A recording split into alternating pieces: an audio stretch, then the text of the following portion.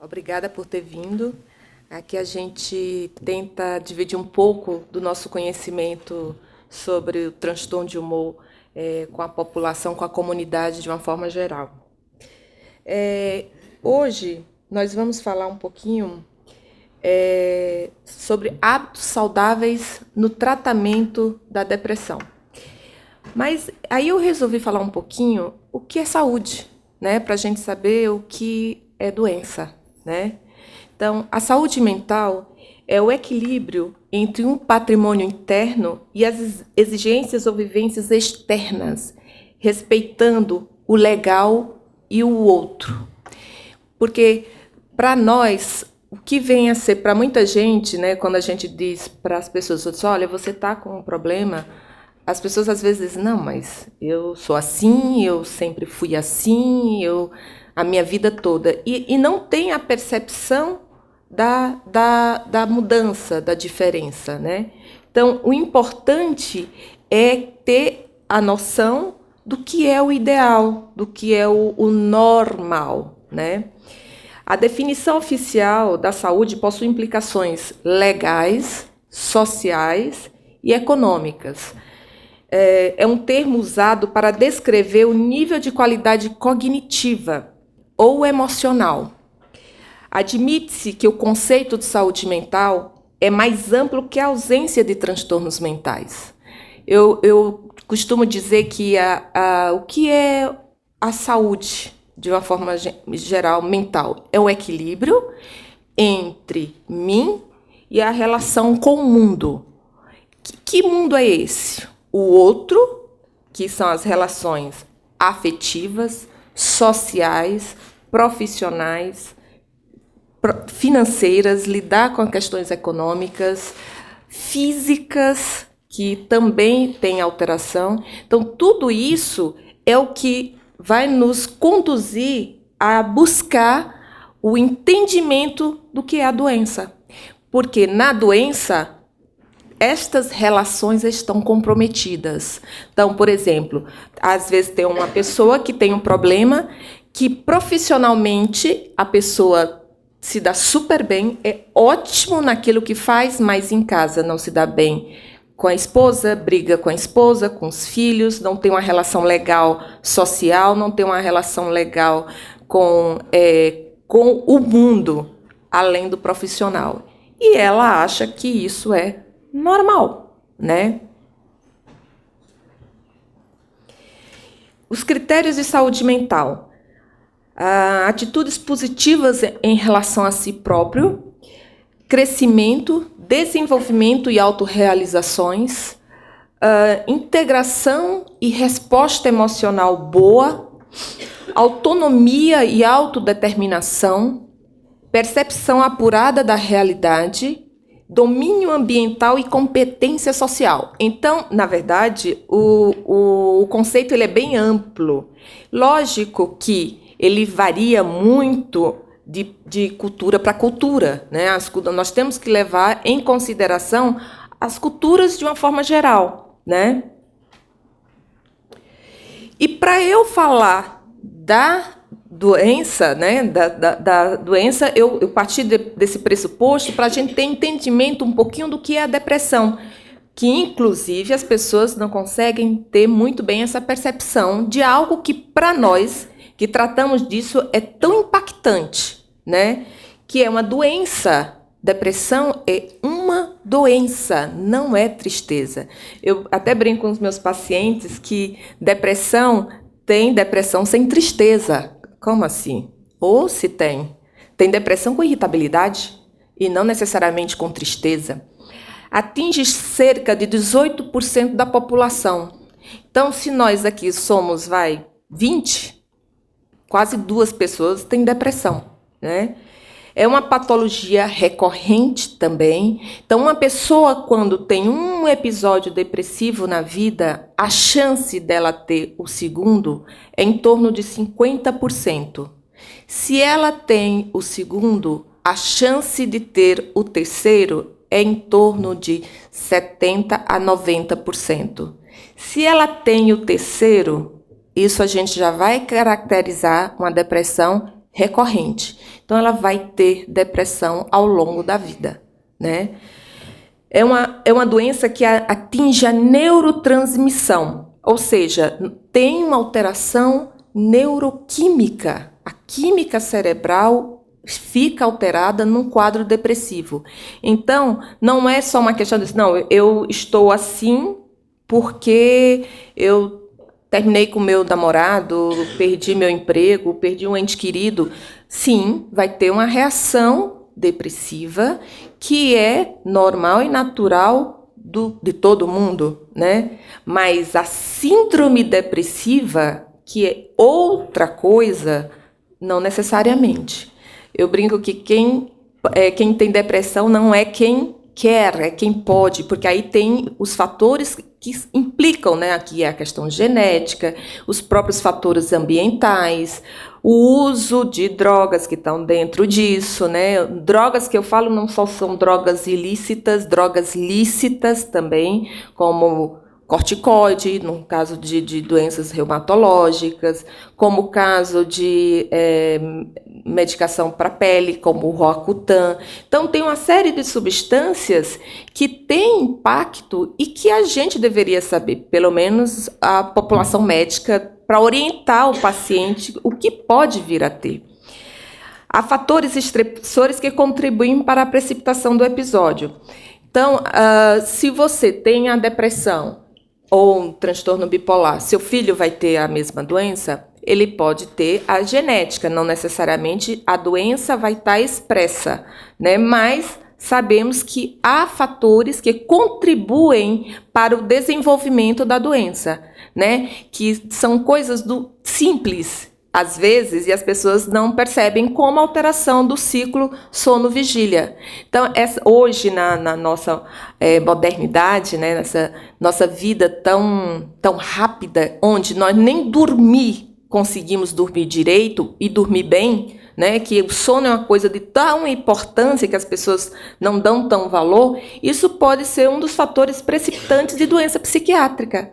Porque nós estamos fazendo a privação do sono, onde nós temos que ter uma quantidade exata e boa de qualidade para que essa química cerebral fique organizada e a gente começa a alterar isso.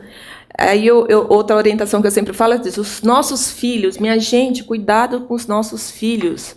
Ah, não, meu filho está jogando joguinho até 1h da manhã. Pelo amor de Deus, não pode, ele tem que dormir cedo, acordar cedo. Não, 1, 2 horas da manhã, isso para mim é um crime, né? Isso para adulto, imagina para criança, que tal o cérebro está em formação.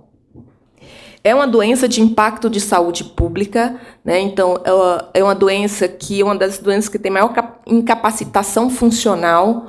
Hoje, a depressão está entre a primeira e a segunda maior causa de incapacitação funcional do mundo, né? Antigamente eram as doenças cardiovasculares, hoje é a depressão.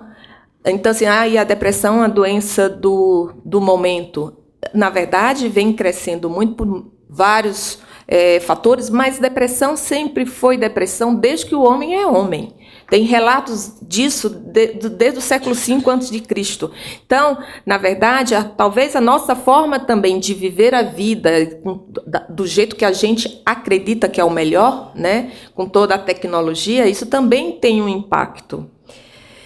E o risco de suicídio é muito alto, 20 a 30 vezes maior que na população geral. Então, e tem aquela história que o pessoal fala, diz, mas quem vai se matar não fala. Não, fala, que às vezes é até uma forma de pedir ajuda, de pedir socorro. Porque depressão dá a sensação de incapacitação, né? Perde-se a esperança, perde-se o prazer da vida, né? Então, as pessoas elas ficam tão sem essa energia, eu brinco que é a energia vital, que para que viver, né? E é a única doença do corpo humano que as pessoas, as doenças psiquiátricas, que as pessoas buscam a morte. O ser humano, ele busca a vida, né? Não a morte. Tanto que quando o diagnóstico de câncer é dado para alguém, as pessoas deprimem pelo medo da morte. né? E a depressão e as doenças psiquiátricas, de uma forma geral, não. As pessoas buscam a morte, né? Então, e como é que isso acontece, né? Assim, a base, porque isso está também relacionado com o tratamento. Então, a base fisiopatológica da depressão, ela é baseada, na verdade, uma das produções dos neurotransmissores. O que é isso? Isso é um neurônio, essa parte de cima, e outro neurônio na parte de baixo. Os neurônios, que nós temos bilhões deles no nosso cérebro, que formam o nosso cérebro, eles precisam se comunicar entre si. Essa intercomunicabilidade, na verdade, vem a ser o quê? São as informações que são passadas de tudo, externo e interno. Então, essa comunicação, ela é fundamental. Uma forma de brincar que é como se fosse um carro para andar precisa de gasolina, de álcool, diesel.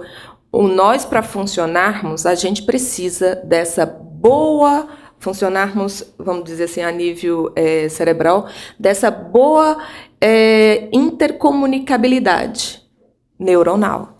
E isso se dá através da transmissão de neurotransmissores, onde um neurotransmissor vem daquele neurônio de cima e passa para o neurônio de baixo. Isso é o normal, tem que ser assim. É a mesma coisa do pâncreas. O pâncreas tem que produzir insulina. Tem. Se não produzir insulina, nós vamos ter o quê? O diabetes, né? Ou seja, o pâncreas é um órgão que que tem como função a produção da insulina para ter um equilíbrio dos níveis glicêmicos do corpo. É a mesma coisa.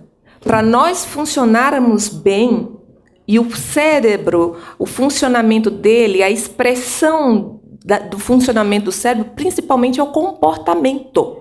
A gente precisa ter um comportamento ideal, né, que mostra que isso está funcionando bem. No momento que os neurotransmissores eles não têm a produção que deveria ter, que acontece aqui nesse segundo, ou seja, você está vendo lá um monte de vesículas cheias dos neurotransmissores, você começa a ter uma diminuição disso, a gente começa também a ter um problema, que aí vem a expressão comportamental disso. Então, nós precisamos que isso tenha também um equilíbrio. Possivelmente é por isso que o pessoal antes sempre falar das doenças mentais como um desequilíbrio mental. É um desequilíbrio neuroquímico mesmo. Muito bem. E visando... Por que eu voltei à fisiopatologia? Porque eu estou visando sempre que estas substâncias elas tenham a quantidade de que deveria ter, né? E para isso a gente vai tratar de várias formas, né?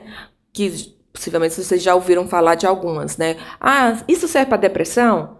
Serve, mas quando eu falo aqui o que serve ou não serve, sempre eu vou estar baseado em ciência, né? Para eu falar que isso serve, isso já foi replicado em vários lugares do mundo, com milhares de pessoas, para dizer que isso serve. Porque, não, aquela coisa é homeopática. Não estou dizendo que não presta, mas eu não tenho ainda evidência científica que presta. Né? Pode ser até que preste, mas para isso tem que ter estudo, né? Então a gente começa o tratamento, eu brinco que são vários pés, né? Tem a medicação, tem a atividade física, tem a parte de psicoterapia, tem a parte de religiosidade e espiritualidade, tem a parte hoje que o pessoal já está falando em acupuntura, relaxamento. Tudo isso é o que a gente conhece de informação científica que possa ter resultado. Lógico que tudo em conjunto, né? Eu não posso, por exemplo, indicar para o meu paciente, numa depressão grave, que ele vá só fazer um relaxamento. Não vai ter resultado. Esses tratamentos são adjuvantes, ou seja, eles complementam. Tudo é como se fosse uma estruturação para que o tratamento seja completo, né? Então, o tratamento médico biológico, tratar a depressão, como eu falei, se eu estou com aquela química alterada, eu tenho de alguma forma que levar a estimular a ter aqueles níveis normais. Isso a gente tem com os medicamentos antidepressivos, né? Que são vários, inúmeros, né? Graças a Deus, né? Os pacientes dizem, eu não quero tomar esse remédio. Eu disse, pelo amor de Deus, agradeça porque tem. Porque antes não tinha. E as consequências eram inúmeras e nada muito boa. Hoje a gente tem que agradecer que tem. As pessoas têm uma postura às vezes errônea, né? Diz, com raiva do remédio. Eu disse, meu Deus do céu. Porque o nosso corpo é como se fosse uma máquina, onde cada parte dele tem a sua função. E se uma delas não está funcionando direito, quando um carro pifa em algum, a gente leva no mecânico e vai ver qual é a causa. Se o mecânico disser para você, olha, isso aqui está fundido, sei lá, qualquer coisa lá, vocês vão dizer, eu não quero fazer isso. Então, o carro não vai funcionar direito. Ninguém questiona, mas quando entra na nossa área, esse questionamento é danado. Né? Doutora, eu não quero tomar esse remédio. Eu disse, bom, o conhecimento está sendo passado. A escolha vai ser sua, mas a informação é essa. E o conhecimento médico, científico, é esse, né?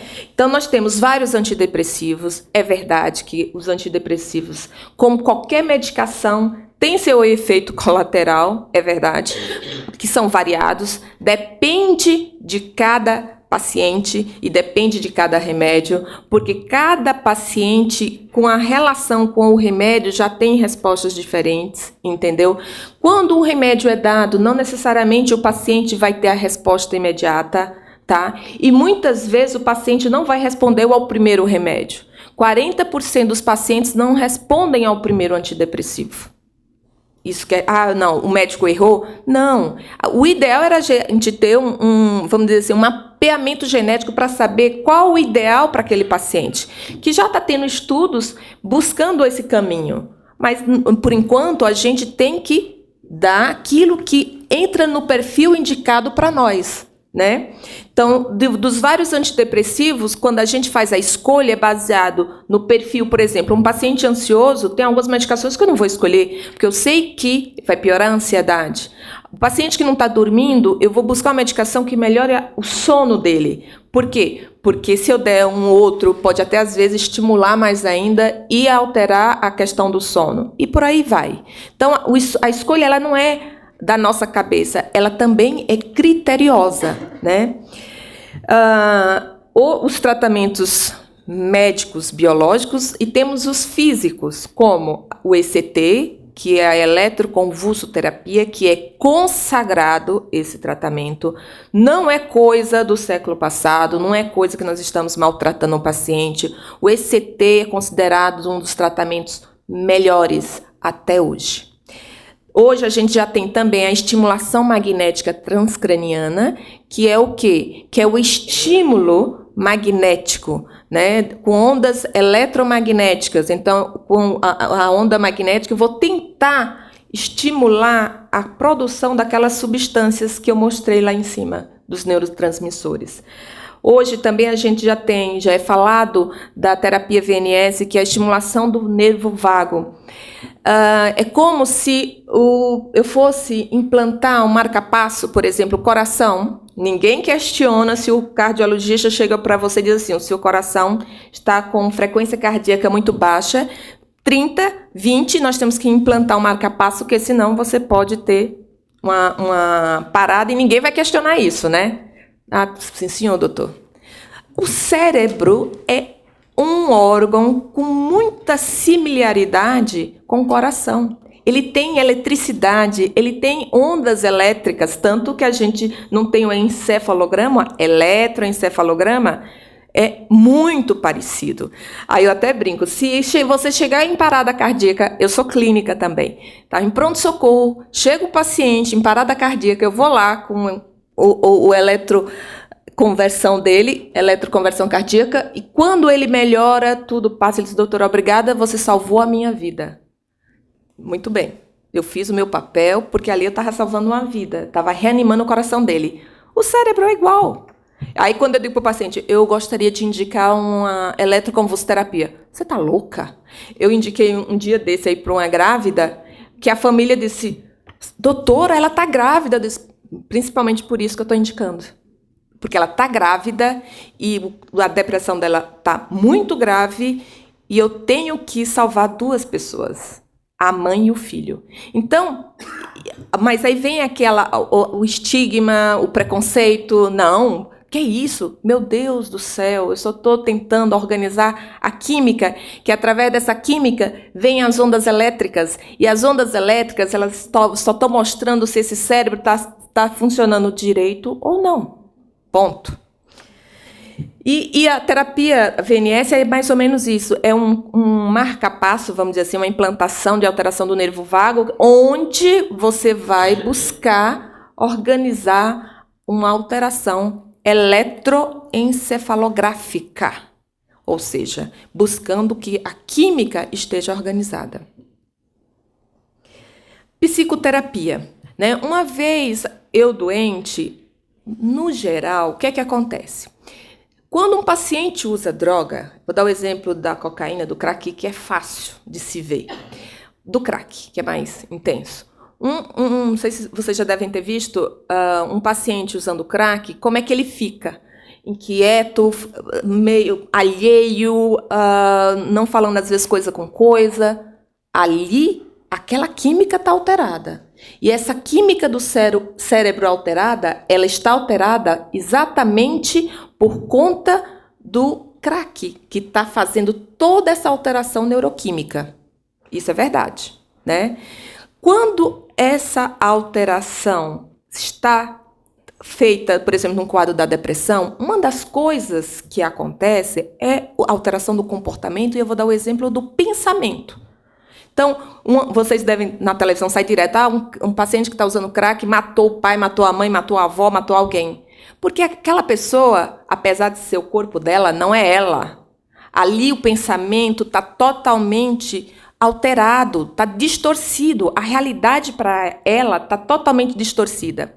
Guardando as devidas proporções, na depressão, também acontece a mesma coisa. Lógico, depressão leve é uma coisa, depressão moderada é outra coisa, depressão grave é outra coisa. Então, numa depressão grave, o paciente pode ter sintomas psicóticos, achar que alguém está querendo matá-lo ou que eu vou matá-lo, como acontece, por exemplo, quando a mulher tem filho, né, e acaba no pós-parto acontecendo do infanticídio, né? O pensamento está alterado. Se o pensamento está alterado, então eu vou ter uma postura diferente.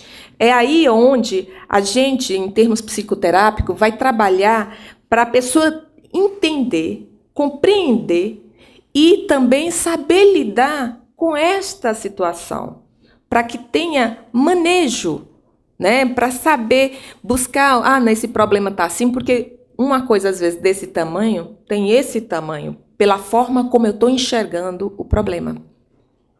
E aí nós temos algumas terapias, eu dei exemplo aqui, a terapia interpessoal e a terapia cognitivo-comportamental, que são as mais utilizadas nos quadros de transtorno de humor. A acupuntura, né? Já existem alguns trabalhos bem recentes que indicam alguma eficácia na depressão. Ainda são poucos, não precisa repetir, ter vários outros para ter essa validação científica, mas já tem alguns mostrando que já pode dar uma melhorada nisso. Atividade física. Então, o exercício físico, ele sempre existiu na história da humanidade, com evidências disso desde a pré-história. E era utilizado naquela época, já orientando a saúde. Tanto saúde como uma questão religiosa, mas uma das orientações era para a saúde. E os estudos atuais relacionam o exercício físico com a prevenção, a conservação e, consequente, a melhora da saúde como um todo.